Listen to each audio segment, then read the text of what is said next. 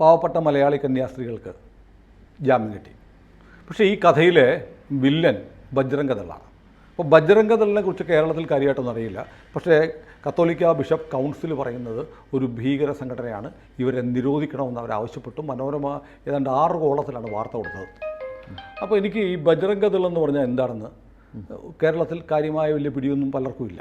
അപ്പോൾ വിശ്വ ഹിന്ദു പരിഷത്തിൻ്റെ സംസ്ഥാന general secretary advocate Anil വിളയിൽ തന്നെ മുന്നിലിരിക്കുമ്പോൾ എന്താണ് നിങ്ങളുടെ പോഷക സംഘടനയായ ഈ ബജ്രംഗ് ദൾ? അതെ, വളരെയധികം തെറ്റിദ്ധരിക്കപ്പെട്ടിട്ടുള്ളൊരു പ്രസ്ഥാനമാണ് ബജ്രംഗ് ദൾ എന്ന് പറയുന്നത്. ആദ്യമേ തന്നെ ഞാൻ പറയാം, വിശ്വ ഹിന്ദു പരിഷത്തിൻ്റെ യുവജന പ്രസ്ഥാനം തന്നെയാണ് ബജ്രംഗ് ദൾ. ഏതൊരു സംഘടനയ്ക്കും അതിൻ്റെ മഹിളാ വിഭാഗമുണ്ടാകും, ചെറുപ്പക്കാരുടെ വിഭാഗമുണ്ടാകും, ഒക്കെ തന്നെ സ്വാഭാവികമാണ് സംഘടനാ പ്രവർത്തനത്തിൽ. അപ്രകാരം ബജ്രംഗ് ദൾ എന്ന് പറയുന്നത് 15-നും 35 വയസ്സിനും ഇടയ്ക്ക് പ്രായമുള്ള യുവാക്കളുടെ സേന തന്നെയാണ് ബജ്രംഗ് ദൾ എന്ന് പറയുന്നത് വിശ്വ ഹിന്ദു പരിഷത്തിൻ്റെ. ദുർഗാവാഹിനി 15-നും 35 വയസ്സിനും ഇടയ്ക്ക് പ്രായമുള്ള യുവതികളുടെ പ്രസ്ഥാനമാണ്.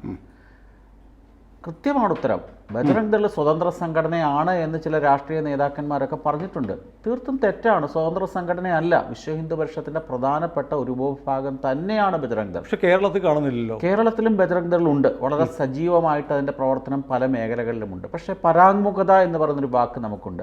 അവരൊക്കെ പ്രത്യക്ഷമായിട്ട് പൊതുസമൂഹത്തിൽ ഇറങ്ങി പത്രപ്രസ്താവന ചെയ്യുകയോ പ്രത്യക്ഷമായിട്ട് ഏതെങ്കിലും സംഭവവികാസങ്ങളുടെ മുൻപന്തിയിൽ പ്രവർത്തിക്കുകയോ ചെയ്യുന്നില്ല എന്നുള്ള കാരണത്താൽ ബജ്രംഗ് ദൾ കേരളത്തിൽ ഇല്ല എന്ന് പറയാൻ സാധിക്കില്ല. നമ്മൾ മനസ്സിലാക്കേണ്ടത് 1964 വിശ്വ ഹിന്ദു പരിഷത്ത് രൂപീകരിച്ചത്. ചിന്മയാനന്ദ സ്വാമി, രണ്ടാമത്തെ സർസംഘചാലകനായിരുന്ന ഗുരുജി, ഇവരുടെയൊക്കെ നേതൃത്വത്തിൽ തുടക്കം കുറിച്ചൊരു പ്രസ്ഥാനമാണ് വിശ്വ ഹിന്ദു പരിഷത്ത്. ആ സമയത്ത് അതിന് പ്രത്യേക ഉപവിഭാഗങ്ങളൊന്നും തന്നെ ഇല്ലായിരുന്നു. ഓരോ കാലഘട്ടം ആവശ്യപ്പെടുന്ന രീതിയിലാണ് ഈ ഉപവിഭാഗങ്ങളുടെ രൂപീകരണം ഉണ്ടായിട്ടുള്ളത്. നമുക്കറിയാം 1980-കളുടെ 90-കളുടെ ആ കാലഘട്ടത്തിലാണ് ഈ അയോധ്യ പ്രക്ഷോഭവുമായി ബന്ധപ്പെട്ട സമര പരമ്പരകൾ തന്നെ ഉത്തരേന്ത്യയിലും കേരളത്തിൽ ഉൾപ്പെടെ നടന്നിട്ടുണ്ട്. അങ്ങനെ നടന്ന ഒരു കാലഘട്ടത്തിൽ 1984 ഒക്ടോബർ മാസത്തിൽ ഈ അയോധ്യ പ്രക്ഷോഭത്തിൻ്റെ ഭാഗമായിട്ട് പൊതുജനങ്ങളുടെ ഇടയിൽ അവബോധമുണ്ടാക്കാൻ വേണ്ടി വിശ്വ ഹിന്ദു പരിഷത്ത് ഒരു രാമജാനകി രഥയാത്ര നടത്തി ഉത്തരേന്ത്യയിൽ. ഉത്തർപ്രദേശിൽ നിന്നായിരുന്നു അതിൻ്റെ തുടക്കം.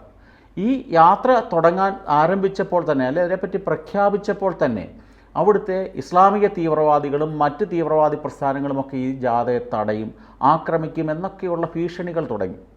വിശ്വ ഹിന്ദു പരിഷത്ത് സ്വാഭാവികമായിട്ടും അന്നത്തെ UP മന്ത്രിസഭയെ സമീപിച്ചുകൊണ്ട് ഈ ജാഥയ്ക്ക്, ഈ രഥയാത്രയ്ക്ക് ആവശ്യമായിട്ടുള്ള സഹായവും സംരക്ഷണവും തരണമെന്ന് പറഞ്ഞപ്പോൾ UP സർക്കാർ അതിന് നിഷ്കരണം തള്ളിക്കളയുകയാണ് ചെയ്തത്. നമുക്കറിയാം, അക്കാലത്ത് വിശ്വ ഹിന്ദു പരിഷത്തിനെ നയിച്ചിരുന്നതൊക്കെ അശോക് സിംഗാൾജിയുടെ കൂട്ടുള്ള മഹാരഥന്മാരായ വ്യക്തികളാണ്. അദ്ദേഹം ഉൾപ്പെടെയുള്ള അക്കാലത്തെ നേതൃത്വം ഒരു ആഹ്വാനം ചെയ്തു. ഈ രാമജാനകി രഥയാത്രയ്ക്ക് സംരക്ഷണം നൽകാൻ കഴിവും പ്രാപ്തിയുമുള്ള ആരോഗ്യമുള്ള ചെറുപ്പക്കാർ വരണമെന്ന് പറഞ്ഞപ്പോൾ പതിനായിരങ്ങളാണ് അന്ന് ചെറുപ്പക്കാർ ഈ രാമജാനകി രഥയാത്രയ്ക്ക് സംരക്ഷണം നൽകാൻ വേണ്ടി വന്നു ചേർന്നത്. അവിടെയാണ് ബജ്രംഗ് ദൾ എന്ന് പറഞ്ഞ പ്രസ്ഥാനത്തിൻ്റെ തുടക്കമുണ്ടായത്. ആദ്യ കാലഘട്ടത്തിലൊന്നും തന്നെ ഇതിനൊരു സംഘടനാ സ്വരൂപം ഉണ്ടായിരുന്നില്ല. ഏകദേശം 90-92 കാലഘട്ടമായപ്പോഴേക്കാണ് ഇതിൻ്റെ വിനയ് കത്യാർ എന്നൊക്കെ താങ്കൾ കേട്ട് കാണും. പഴയ BJPയുടെ MP ആയിരുന്നു. അദ്ദേഹമൊക്കെയാണ് ഇതിൻ്റെ ആദ്യ കാലഘട്ടത്തിലെ നേതാക്കന്മാർ. സേവ, സുരക്ഷ, സംസ്കാരം, ഈ 3 കാര്യങ്ങളാണ് ഈ യുവജന വിഭാഗം ചെയ്തുകൊണ്ടിരിക്കുന്നത്. സേവ നമുക്കറിയാം, ഏതെങ്കിലുമൊക്കെ പ്രതിസന്ധി കാലഘട്ടങ്ങൾ ഉണ്ടായാൽ, ഇപ്പോൾ വെള്ളപ്പൊക്കമുണ്ടാകാം, അല്ലെങ്കിൽ ഭൂകമ്പമുണ്ടാകാം, വരൾച്ചയുണ്ടാകാം, ഇങ്ങനെ അല്ലെങ്കിൽ രക്തദാനം വേണ്ടി വരുന്ന സാഹചര്യങ്ങളുണ്ട്. ഈ സമയത്തൊക്കെ തന്നെ അതിനു വേണ്ടിയിട്ടുള്ള സേവാ പ്രവർത്തനങ്ങൾ ചെയ്യുക എന്നുള്ളതാണ് ഈ ബജ്രംഗ് ദളിൻ്റെ പ്രധാനപ്പെട്ട ലക്ഷ്യം. രണ്ടാമത്തെ സുരക്ഷയാണ്. ഏറ്റവും പ്രധാനപ്പെട്ടത് അത് തന്നെയാണ്. എന്താണ് സുരക്ഷ? ആവശ്യമായ ഘട്ടങ്ങളിൽ പ്രതിരോധം തീർക്കാൻ ആരോടൊപ്പം രാഷ്ട്രത്തിൻ്റെയും ഈ സനാതനധർമ്മത്തിൻ്റെയും സംരക്ഷണത്തിന് ആവശ്യമായ ഏത് സുരക്ഷയും ഒരുക്കാൻ തയ്യാറായിട്ടുള്ളൊരു വിഭാഗം തന്നെയാണ് ബജ്രംഗ് ദൾ. മൂന്നാമത്തെ സംസ്കാരം. ഭാരതത്തിൻ്റെ തനതായിട്ടുള്ള സംസ്കാരം സനാതന സംസ്കാരം, ഹിന്ദു സംസ്കാരമാണ്. ആ ഹിന്ദു സംസ്കാരത്തിൻ്റെ പരിപോഷണത്തിന് ആവശ്യമായ ആ സംസ്കാരം ഏതെങ്കിലും തരത്തിലുള്ള വെല്ലുവിളികളെയോ പ്രതിസന്ധികളെയോ നേരിടുകയാണെങ്കിൽ അതിനാവശ്യമായിട്ടുള്ള പ്രതിരോധം തീർക്കാനും ഈ ബജറംഗ് ദൾ എന്ന് പറയുന്ന പ്രസ്ഥാനം മുൻപന്തിയിൽ തന്നെയാണ്. നമ്മൾ ശ്രദ്ധിക്കേണ്ട ഒരു കാര്യമുണ്ട്. ഈ കേരളവും തമിഴ്നാടും ഒക്കെ കഴിഞ്ഞാൽ ഉത്തരേന്ത്യയിലോട്ട് ചെന്നാൽ യൂത്ത് കോൺഗ്രസ്സുകാരനാണെങ്കിലും DYFI ഒന്നും അവിടെ ഇല്ല. DYFI ആണെങ്കിലും എല്ലാവരും ബജറംഗികളാണ്. എല്ലാവരും ചെറുപ്പക്കാരെല്ലാം ബജറംഗികളാണ്. അവർക്ക് ഒറ്റ ലക്ഷ്യമേ ഉള്ളൂ, സനാതന സംസ്കാരം രക്ഷപ്പെടണം, അതിനാവശ്യമായ സംരക്ഷണം കൊടുക്കണം. അത് ഏതെങ്കിലും തരത്തിൽ വെല്ലുവിളികൾ നേരിട്ടാൽ അതിനെ പ്രതിരോധിക്കും. പക്ഷേ ഇപ്പോൾ ഈ മീഡിയ ഒക്കെ പറയുന്നത്, പ്രത്യേകിച്ച് കേരള മീഡിയ പറയുന്നത്, ബജരംഗ ദൾ എന്ന് പറഞ്ഞാൽ എന്തോ വലിയ ഭീകര സംഘടനയാണ്, അക്രമമാണ് അവരുടെ മുഖമുദ്ര എന്നൊക്കെ പറയുന്നു. എന്നിട്ട് ഇപ്പോൾ നമ്മൾ ഈ ഛത്തീസ്ഗഡിൽ ആ ജ്യോതി അല്ലേ, അവരുടെ ചില വിഷ്വൽസ് കാണിക്കുന്നു, അവർ ആക്രമിക്കാൻ പോകുന്നു, അടിക്കുമെന്ന് പറയുന്നു എന്നൊക്കെ പറയുന്നു. അപ്പോൾ വളരെ വയലൻ്റായിട്ട് പ്രവർത്തിക്കുന്ന ഒരു മൂവ്മെൻ്റ് ആണോ ബജറംഗ് ദൾ? ഈ കേരളത്തിലെ മാധ്യമങ്ങൾക്ക് ഈ സ്ത്രീലിംഗവും പുല്ലിംഗവും അറിയത്തില്ല എന്നുള്ളതിൻ്റെ പ്രധാനപ്പെട്ട തെളിവ് തന്നെയാണിത്. അതൊരു സ്ത്രീയുടെ പേരാണല്ലോ പറഞ്ഞത്, അവർ ബജറംഗ് ദളാണെന്നാണ് പറഞ്ഞത്. ഈ ബജറംഗ് ദൾ എന്ന് പറഞ്ഞ പുരുഷന്മാരുടെ ചെറുപ്പക്കാരായിട്ടുള്ള യുവാക്കളുടെ സംഘടനയാണ്. ആണുങ്ങൾ മാത്രമേ ഉള്ളൂ ബജറംഗ് ദളിൽ. അത് ശരി. സ്ത്രീകൾ അല്ലെ 15-നും 35 വയസ്സിന് ഇടയ്ക്ക് പ്രായമുള്ള പെൺകുട്ടികൾ, യുവതികൾ പ്രവർത്തിക്കുന്ന പ്രസ്ഥാനത്തിന്റെ പേര് ദുർഗാവാഹിനി എന്നാണ്. അതുപോലും അറിയാതെ എന്തൊക്കെയോ കാട്ടിക്കൂട്ടി കൈയടി നേടാനും ന്യൂനപക്ഷത്തിന്റെ പിന്തുണ നേടാനും. കുറച്ചു കാലം മുമ്പേ ഒരു വൈകുന്നേരത്തെ അന്തിച്ചർച്ചയിൽ ഒരു മാധ്യമ പ്രവർത്തക, പ്രസിദ്ധിയായ മാധ്യമപ്രവർത്തക BJP-കാരോട് ചോദിക്കുന്നു, നിങ്ങൾ എന്താ പറയുന്നത്, ശിവസേന സംഘപരിവാർ കുടുംബമല്ലേ എന്ന് ചോദിക്കുന്ന വിഷ്വൽസ് ഇപ്പോഴും യൂട്യൂബിൽ ലഭ്യമാണ്. അതാണ് ഈ സംഘം എന്താണ്, സംഘത്തിന്റെ പരിവാർ പ്രസ്ഥാനങ്ങൾ എന്താണ്, ഓരോ പരിവാർ പ്രസ്ഥാനം ഏതൊക്കെ സാഹചര്യങ്ങൾ ഏതൊക്കെ ആവശ്യത്തിന് വേണ്ടി സൃഷ്ടിക്കപ്പെട്ടതാണെന്ന് പഠിക്കാതെയാണ് ഈ കേരളത്തിലെ അന്തിച്ചർച്ചകളെല്ലാം നടക്കുന്നത്. ഒന്നും പഠിക്കുന്നില്ല. ദുർഗാവാഹിനിയുടെ പ്രവർത്തകയാവാം അവരെ ബജറംഗ് ദളിന്റെ പ്രവർത്തക എന്നെങ്ങനെ പറയാം? ഞാൻ മറ്റൊന്ന് ചോദിച്ചോട്ടെ. ശരി, ഈ ബജറംഗ് ദൾ എപ്പോഴെങ്കിലും കായികമായ പ്രയോഗങ്ങൾ അല്ലെങ്കിൽ മസിൽ പവർ ഉപയോഗിക്കാറുണ്ടോ? ഒരു കാര്യം നമ്മൾ മനസ്സിലാക്കേണ്ടത്, ഈ സനാതന സംസ്കാരം എല്ലാ കാലത്തും പല വെല്ലുവിളികളെ നേരിട്ടപ്പോഴൊക്കെ നമുക്കറിയാം. ഗോവയിലെ ഇൻക്വിസിഷൻ തുടങ്ങിയ കാര്യങ്ങൾ അറിയാം. എല്ലാ കാലത്തും ഹിന്ദു സംസ്കാരം എന്ന് പറയുന്നത് പ്രതിരോധത്തിൽ ഊന്നി നിന്നിരുന്ന, എന്നാൽ അവർ ഡിഫെൻസീവായിരുന്നു. ആ ഡിഫെൻസീവായിട്ട് ഈ പ്രസ്ഥാനം ഈ രാജ്യത്തിനെ മുമ്പോട്ട് നയിക്കാൻ ബുദ്ധിമുട്ടാണെന്ന് മനസ്സിലാക്കിയതോടുകൂടി ഇവരൊക്കെ തന്നെ കുറച്ച് ഒഫെൻസീവായിട്ട് മാറിയിട്ടുണ്ട്. ഒഫെൻസീവ് ആകുമ്പോൾ ചില സാഹചര്യങ്ങളിൽ സ്വാഭാവികമായ പ്രതികരണം ഈ പ്രസ്ഥാനങ്ങളുടെ ഭാഗത്തുനിന്ന് ഉണ്ടാകും. അത് ക്വൈറ്റ് നാച്ചുറലാണ്. അതിൽ എന്താണ് പറയാൻ വെക്കുന്ന കുറ്റം? കൈകെട്ടി നിൽക്കണമെന്ന് പറയാൻ പറ്റത്തില്ല. ഹനുമാൻ സേന, കുരങ്ങ് സേന എന്നൊക്കെയാണ് ഇവിടുത്തെ ചിലപ്പോൾ ബിഷപ്പുമാർ പറയുന്നത്. ഒരു മര്യാദ ഇല്ലാതെ ഒരു ലോഹ ഇട്ടു എന്നുള്ള കാരണത്താൽ വായി വരുന്ന എന്ത് തോന്നിയവാസവും പറയാനുള്ള ലൈസൻസ് ഒന്നും ആയി മാറുന്നില്ല. അവരേതൊക്കെ ദിവ്യന്മാരാണ്, ബാക്കി എല്ലാവരും ഗുണ്ടകളാണ് എന്നുള്ളൊരു ഇമേജാണ്. ഇവർ പ്രതികരിക്കേണ്ട സമയത്തൊന്നും പ്രതികരിക്കാറില്ലല്ലോ. ഇവർ ഈ മതപരിവർത്തനത്തിനെതിരെ ശക്തമായി പറയുന്നു, ഇല്ലേ? ലവ് ജിഹാദിനെ പിന്നെന്തിനാ ഇവരെ എതിർക്കുന്നേ? നമ്മൾ പറയുന്ന ഒറ്റ വാദമേ ഉള്ളൂ, പ്രലോഭനത്തിൽ കൂടെയോ അല്ലെങ്കിൽ ചൂഷണത്തിൽ കൂടെയോ മതപരിവർത്തനം പാടില്ല. പ്രലോഭനത്തിൽ കൂടെയും ചൂഷണത്തിൽ കൂടെയും വിവാഹം കഴിക്കുന്ന അല്ലെ മതം മാറ്റുന്ന നടപടിക്ക് പറയുന്ന പേരാണല്ലോ ലവ് ജിഹാദ് എന്ന് പറയുന്നത്. അങ്ങനെയാണെങ്കിൽ ലവ് ജിഹാദിനെ ശരിയാണെന്ന് സമ്മതിച്ചുകൊണ്ട് അതിനെതിരായിട്ട് യാതൊരു വാക്കും ഇവരുടെ വായിൽ നിന്ന് ഉണ്ടാവരുത്. ഈ പാലാ ബിഷപ്പിന്റെ ഹിന്ദു സംഘടനകളെക്കാൾ കൂടുതൽ ഒച്ച വെക്കുന്ന അവരാണ്. അത് തെറ്റല്ലേ? ഇരട്ടത്താപ്പല്ലേ? എന്ത് ന്യായമാണ് ഈ പറയുന്നതിനകത്തുള്ളത്? ഒരു ന്യായവും ഇല്ല. പാലാ ബിഷപ്പും ഒക്കെ കിടന്ന് തുള്ളിയിട്ടുണ്ടല്ലോ ഈ ലവ് ജിഹാദിനെതിരെ. ഈ പറയുന്നതിന് അർത്ഥമില്ല. ഇവർ ഓരോ സാഹചര്യങ്ങളിൽ അവരുമായി ബന്ധപ്പെട്ട കാര്യങ്ങൾക്ക് കയ്യടി നേടാനും അവരുടെ താല്പര്യങ്ങൾ സംരക്ഷിക്കാനുമുള്ള ശ്രമത്തിന്റെ ഭാഗമായിട്ടാണ് ഈ ബജറംഗ് ദളിനെയൊക്കെ ഇത്ര മോശമായിട്ട്. ബജറംഗ് ദൾ പറഞ്ഞു വരുമ്പോൾ ഒരു പരിവാർ സംഘടനയാണോ? അല്ല. പരിവാർ സംഘടന എന്ന് വെച്ചാൽ വിശ്വ ഹിന്ദു പരിഷത്തിന്റെ പരിവാർ. ഒരു ഉദാഹരണം ഞാൻ പറയാം. യുവമോർച്ച ഒരു പരിവാർ സംഘടന എന്ന് പറയാൻ ഒക്കില്ല. BJP ഒരു പരിവാർ സംഘടനയാണ്. വിശ്വ ഹിന്ദു പരിഷത്ത് ഒരു പരിവാറാണ്. വിശ്വ ഹിന്ദു പരിഷത്തിന്റെ യുവജന വിഭാഗം മാത്രമാണ് ബജറംഗ് ദൾ. ഒരു സ്വതന്ത്ര സംഘടനയല്ല. അത് ആ യാഥാർത്ഥ്യം മനസ്സിലാക്കണം. അല്ല, VHP പരിവാർ സംഘടനയുടെ ഒരു അവാന്തര വിഭാഗത്തിന് പരിവാർ സംഘടനയായിട്ട് ഒരു ബന്ധവും ഇല്ലെന്ന് പറയാൻ പറ്റില്ല. അല്ല, പരിവാർ സംഘടനയുടെ ഒരു ആയാം എന്നുള്ള സാങ്കേതിക വാക്കാണ്, ഒരു ആയാമാണ്. BJPക്ക് എപ്രകാരം യുവമോർച്ച ഒരു ആയാമാകുന്നു, മഹിളാ മോർച്ച ഒരു ആയാമാകുന്നു, അതേപോലെ തന്നെ വിശ്വ ഹിന്ദു പരിഷത്തിൻ്റെ 2 ആയാമുകളാണ് ദുർഗാവാഹിനി, ഈ ബജറംഗ് ദള്, മാതൃശക്തി അമ്മമാരുടെ.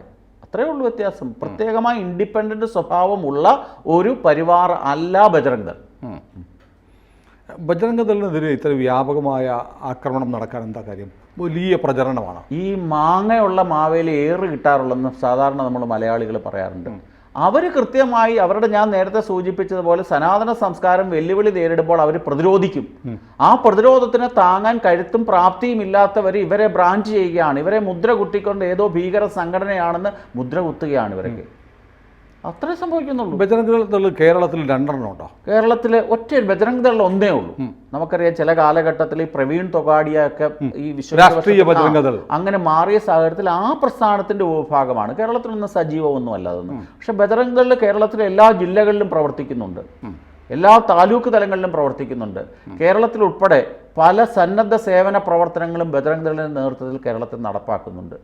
ഒരു കാര്യം ഇവിടെ വ്യക്തമാണ്, കേരളത്തിലെ മതപരിവർത്തനത്തിന് ശ്രമിച്ചാൽ ബജറംഗ് ദൾ എന്ന് പറയുന്ന പ്രസ്ഥാനം ഈ നിർബന്ധിത മതപരിവർത്തനമാണെങ്കിൽ അതിനെ തടയാൻ കേരളത്തിലെ ബജറംഗ് ദളും തയ്യാറാണ്. അല്ല, മതപരിവർത്തനം എന്ന് പറയുമ്പോൾ ഈ ദേവസ്വം ബോർഡ് കഴിഞ്ഞ ഈ മാർച്ച് 15 ഇറക്കിയ ഒരു നോട്ടിഫിക്കേഷൻ ഉണ്ട്.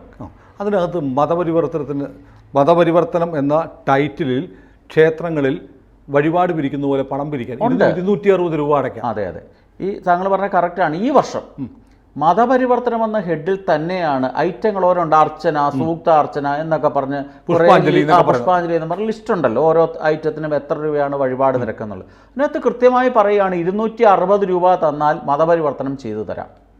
ദേവസ്വം ബോർഡിന് അപ്രകാരം 260 രൂപ മേടിച്ച് മതപരിവർത്തനം ചെയ്തു കൊടുക്കാൻ സാധിക്കുമെന്നുണ്ടെങ്കിൽ എന്തേ വിശ്വ ഹിന്ദു പക്ഷത്തിന് സാധിക്കത്തില്ല, ബജറംഗ് ദളിന് സാധിക്കത്തില്ല? നമ്മുടെ മതപരിവർത്തനത്തിനെ 2ആയി കാണണം. നിർബന്ധിതമായ മതപരിവർത്തനവും ഖർവ അപ്പസിയും രണ്ടാണ്. കേരളത്തിലെ അന്ത്യചർച്ചക്കാർ മനസ്സിലാകാതെ പോകുന്നൊരു കാര്യമാണ്. ഖർവ അപ്പസിയാണ്, മതപരിവർത്തനമല്ല.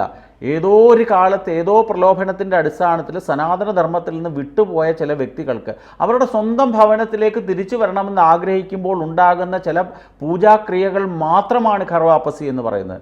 ഒരിക്കലും നിർബന്ധപൂർവ്വം ആരെയും അങ്ങോട്ട് എന്ന് സ്വീകരിച്ച് നിങ്ങൾ ഒരു വലിയ ചോദ്യമുണ്ട്. ഇപ്പോൾ ഹിന്ദു മതത്തിലേക്ക് ഒരാൾ മതം മാറി വന്നു, PSPയോ അല്ലെങ്കിൽ ആര്യ സമാജമോ അതിന് അയ്യപ്പ സേവാ സംഘമോ മതം മാറ്റുന്നു. ഒരു ക്രിസ്ത്യൻ മതം മാറിയിരിക്കട്ടെ, അയാളെ ഏത് ജാതിയിൽ ഉൾപ്പെടുത്തും? ജാതിയുടെ കാര്യം അവിടെ പറയുന്നില്ല, മതമാണ്. പക്ഷേ സർക്കാരിൻ്റെ അംഗീകരിച്ചൊരു ഫോർമാറ്റ് ഉണ്ട്.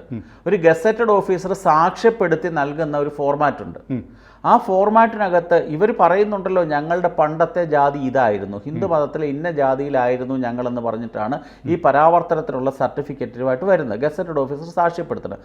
അതിനകത്ത് നേരത്തെ ഏത് മതം ഏത് ജാതിയായിരുന്നു എന്നൊരു ചോദ്യമുണ്ട്. അത് തന്നെയാണ് ഈ അപേക്ഷയിൽ എഴുതി കൊടുക്കുന്നത്. അപ്പോൾ സ്വാഭാവികമായും അങ്ങനെയാണ് പോകാൻ സാധ്യത കൂടുതൽ. പക്ഷെ അതിനകത്ത് ചില പഴുതുകളും പ്രശ്നങ്ങളും എല്ലാവരും ചോദിക്കുന്നൊരു ചോദ്യമാണ്, ഏത് ജാതിയിലേക്ക് പോകും? ഹിന്ദുക്കളെ കളിയാക്കാൻ വേണ്ടി ചോദിക്കുന്നതാണ്. കാരണം മുഴുവൻ ഇത് പറയുമ്പോൾ ഒരു കാര്യം ശ്രദ്ധിക്കണം, ക്രൈസ്തവർക്ക് ജാതിയില്ലേ? ഇല്ലെന്ന് അവർ പറയുന്നതല്ലേ ഉള്ളൂ. കോട്ടയത്ത് വിജയപുരം രൂപതയുണ്ട്. അവിടെ ഞാൻ മനസ്സിലാക്കിയെടുത്തോളം അവിടെ ഒരു സ്ഥലത്ത്, പാലായ്ക്ക് അടുത്തൊരു സ്ഥലത്ത് പഴയ ആ ഒരു പള്ളിയിൽ പുലയപ്പള്ളി എന്ന് വാക്ക് പോലും എഴുതി വെച്ചിട്ടുണ്ടെന്നാണ് 1-2 നമ്മുടെ സുഹൃത്തുക്കൾ പറഞ്ഞത്. ഞാൻ കേട്ടിട്ടുണ്ട് അങ്ങനെ എഴുതി വെച്ചിട്ടുണ്ട്. അല്ല, ക്രൈസ്തവർക്ക് വേണ്ടി വേറെ പള്ളിയും സെമിത്തേരിയും പോലെ ഉണ്ട്. ഞാൻ കണ്ടിട്ടുണ്ട്. കോട്ടയത്തിനടുത്ത് ചിങ്ങവനം കഴിഞ്ഞ് അകത്തേക്ക് പോകുമ്പോൾ പരുത്തുംപാറയിൽ 3 പള്ളികളുണ്ട്. അതിലൊന്ന് ഹരിജൻ കൺവെർട്ടഡ് ക്രിസ്ത്യൻസിന് വേണ്ടിയിട്ടുള്ള പള്ളിയും അവരുടെ ശ്മശാനമുണ്ട്. മുസ്ലിങ്ങൾക്ക് ജാതിയില്ലേ? ഉണ്ടല്ലോ. ഇപ്പോൾ കർണാടകയിൽ സർക്കാർ നടത്തിയ അന്വേഷണം 90-ന് മുകളിൽ ഉപജാതികൾ മുസ്ലിം വിഭാഗത്തിലുണ്ട് എന്നാണ് പറയുന്നത്. ഹിന്ദുക്കളിൽ മാത്രം ജാതി ആരോപിക്കുകയും ഞങ്ങളൊക്കെ വലിയ മതേതരന്മാരും ഞങ്ങൾക്ക് ജാതിരഹിത സമൂഹമാണെന്ന് പറയുകയും ചെയ്യുന്ന കാഴ്ചപ്പാട് തന്നെ തെറ്റാണ്. അല്ല, ഇപ്പോൾ നമ്മൾ ദേവസ്വം ബോർഡിൻ്റെ ഈ വഴിപാട് പട്ടികയിൽ മതപരിവർത്തനം കണ്ടല്ലോ. ദേവസ്വം ബോർഡിന് മതപരിവർത്തനം നടത്താൻ അവകാശമില്ലല്ലോ, അധികാരം പറഞ്ഞിരിക്കുന്നത്. നമ്മൾ ഉദ്ദേശിക്കേണ്ട ദേവസ്വം ബോർഡ് സർക്കാർ വകുപ്പാണ്. ആ സർക്കാർ വകുപ്പ് ഭരിക്കുന്ന അതാത് കാലത്ത് സർക്കാരോ അല്ലെങ്കിൽ നിയമസഭയിലെ ഹൈന്ദവ സാമാജികരോ തെരഞ്ഞെടുത്ത് വിട്ടിട്ടുള്ള ഇടതു മുന്നണിയുടെയും വലതു മുന്നണിയുടെയും നേതാക്കന്മാരൊക്കെ തന്നെയാണ് ഈ ദേവസ്വം ബോർഡ് ഭരിക്കുന്നത്. ആ ദേവസ്വം ബോർഡിന് 260 രൂപ മേടിച്ചുകൊണ്ട് മതപരിവർത്തനം ചെയ്യാനുള്ള സ്വാതന്ത്ര്യമുണ്ട് എങ്കിൽ ബാക്കി ഏത് ഹിന്ദു സംഘടനകൾക്കും കർവാപ്പസി നടത്താനുള്ള സ്വാതന്ത്ര്യമുണ്ട്. പൂജാകർമ്മം മാത്രമാണ് കർവാപ്പസി. ഒരു നിർബന്ധിതമായ യാതൊരു പ്രക്രിയയും അവിടെ നടക്കുന്നില്ല. നമ്മൾ ശ്രദ്ധിക്കുക, 1965 സർക്കാർ തന്നെ 3 ഏജൻസികൾക്ക് മതപരിവർത്തനത്തിനുള്ള അനുവാദം നൽകിയിട്ടുണ്ട്. 3 ഏജൻസികൾ: ആര്യസമാജം, അയ്യപ്പ സേവാ സംഘം, ഹിന്ദു മിഷൻ. തെന്നല ബാലകൃഷ്ണപിള്ള, അടുത്ത കാലത്ത് മരണമടഞ്ഞ തെന്നല ബാലകൃഷ്ണപിള്ളയായിരുന്നല്ലോ വളരെ വർഷക്കാലം അയ്യപ്പ സേവാ സംഘത്തിനെ നയിച്ചിരുന്നത്. അദ്ദേഹം പറഞ്ഞിട്ടുണ്ടല്ലോ, അയ്യപ്പ സേവാ സംഘം ധാരാളം വ്യക്തികളെ ഹിന്ദു മതത്തിലേക്ക് തിരിച്ചു കൊണ്ടുവന്നിട്ടുണ്ട്. ക്രൈസ്തവർക്കോ മുസ്ലിങ്ങൾക്കോ അപ്രകാരം ഏതെങ്കിലും ഒരു ലൈസൻസ് സർക്കാർ കൊടുത്തിട്ടുണ്ടോ? അന്നേരം സർക്കാർ മതപരിവർത്തനത്തിന് അനുകൂലമാണ്, കർവാപ്പസിക്ക് അനുകൂലമാണ് കേരളത്തിലെ സർക്കാർ. 1965 ഈ ഉത്തരവും ഇപ്പോൾ ദേവസ്വം ബോർഡിൻ്റെ ഈ വഴിപാട് നിരക്കും അനുസരിച്ച് സർക്കാർ ഈ കേരളത്തിലെ കർവാപ്പസിയെ പ്രോത്സാഹിപ്പിക്കുകയാണ്. അത് തുടരണമെന്ന് തന്നെയാണ് വിശ്വ ഹിന്ദു പരിഷത്തിൻ്റെ ആവശ്യവും. തുടരണം, നിർബന്ധമാണത്. സർക്കാരിന് അബദ്ധം പറ്റി നാളെ പറയും. നാളെ നമ്മൾ ഈ പറയുന്ന വർത്തമാനം കേട്ടിട്ട് അത് പിൻവലിക്കാൻ ദേവസ്വം ബോർഡ് പ്രസിഡന്റിനെ വിളിച്ച് പറഞ്ഞേക്കാം. അത് പറയുമായിരിക്കും, അതെനിക്കറിയില്ല. പക്ഷേ കർവാപ്പസി സർക്കാരാണ് ചെയ്യുന്നത്. കേരളത്തിലെ സർക്കാരും സർക്കാരിൻ്റെ ദേവസ്വം ബോർഡും തന്നെയാണ് കർവാപ്പസി ചെയ്യുന്നത്. അത് തുടരണം എന്നുള്ളതാണ് എൻ്റെയും ഞാൻ പ്രതികരിക്കുന്ന പ്രസ്ഥാനത്തിൻ്റെ അടിസ്ഥാനപരമായ ആവശ്യം. കർവാപ്പസിയാണെന്ന് കരുതണം, മതപരിവർത്തനമല്ല അവിടെ നടക്കുന്നത്. ചെട്ടികുളങ്ങര ക്ഷേത്രം ദേവസ്വം ബോർഡിൻ്റെ പ്രധാന വരുമാന മാർഗമായൊരു ക്ഷേത്രമാണ്. അവിടെ ഈ പൂജാ ചടങ്ങുകൾ നടക്കാറുണ്ടല്ലോ. ശ്രീനാരായണ ഗുരുദേവൻ, മന്നത്ത് പത്മനാഭൻ, ശുഭാനന്ദ ഗുരുദേവൻ, വാഗ്ഭടാനന്ദ സ്വാമികൾ എല്ലാവരും അവരവരുടെ കാലത്ത് ഇതേപോലെ തന്നെ കർവാപ്പസി നടപ്പാക്കിയിട്ടുണ്ട്. കർവാപ്പസി എന്ന് വാക്കിപ്പോൾ വന്നു മാത്രമേ ഉള്ളൂ. തിരിച്ചു പോയ എന്നിട്ട് ഇവർ പറയുന്നത് ഹിന്ദു മതത്തിലേക്ക് ആരെങ്കിലും തിരിച്ചു വന്നാൽ അത് വിശ്വ ഹിന്ദു പരിഷത്തും ബജറംഗദളും ഒക്കെ മസിൽ പ്രയോഗിക്കും. വഴിയെ പോകുന്ന ആദിവാസികളെ അല്ലെങ്കിൽ സമാധാനമായി കാട്ടിൽ കഴിയുന്നതിനെ പിടിച്ചുകൊണ്ട് പോയി മനുഷ്യക്കടത്ത് നടത്തി മതം മാറ്റിയാൽ അത് ഭരണഘടന നൽകുന്ന അവകാശം. അതെ അതെ അതെ, അതാണ്. അന്നേരം എനിക്ക് പറയാനുള്ളൊരു കാര്യമേ ഉള്ളൂ, സർക്കാരും ദേവസ്വം ബോർഡും നടപ്പാക്കിയ കർവാപ്പസി തുടരണം. വിശ്വ ഹിന്ദു പരിഷത്ത് പൂർണ്ണ പിന്തുണ സർക്കാരിന് ഇക്കാര്യത്തിൽ നൽകും. കൂടുതൽ വാർത്തകളും വിശേഷങ്ങളും നിങ്ങളിലേക്ക് എത്താൻ ABC മലയാളം സബ്സ്ക്രൈബ് ചെയ്യുക, ബെൽ ബട്ടണും അമർത്തുക.